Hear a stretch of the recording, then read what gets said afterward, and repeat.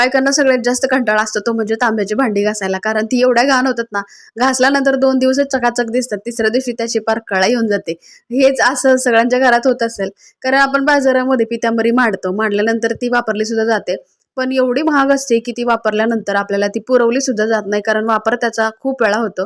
आता देवघर म्हणल्यावर त्या घरामध्ये छान अशी भांडी चकचकीत झाल्या पाहिजे, तरच तो देवघर सुद्धा शोभून दिसतो. माझ्या घरच्या देवघरातील भांडी सुद्धा खूप घाण झाली होती. तर मी सुरुवातीला पितांबरी आणायची, पण पितांबरी काही ती पुरवली जात नव्हती, कारण एवढा कंटाळा यायचा. ती पितांबरी संपायची पण ती भांडी काही घासली जायची नाही.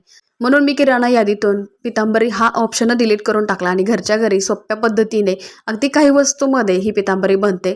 बाहेरून आणायची काहीच गरज नाही, घरच्या घरी वस्तूंमध्ये सुद्धा ही पितांबरी छान होते. तुम्हाला व्हिडिओ दिसतच असेल, आपली तांब्याची भांडी सगळी देवघरातील भांडी कशी चमकतात. तर ही भांडी तुम्हाला सुद्धा चमकवायची असतील तर अशी ही पितांबरी नक्की तुम्ही करून बघा. व्हिडिओ पाहण्यासाठी त्रिकोणी बटनवर जाऊन चेक करा.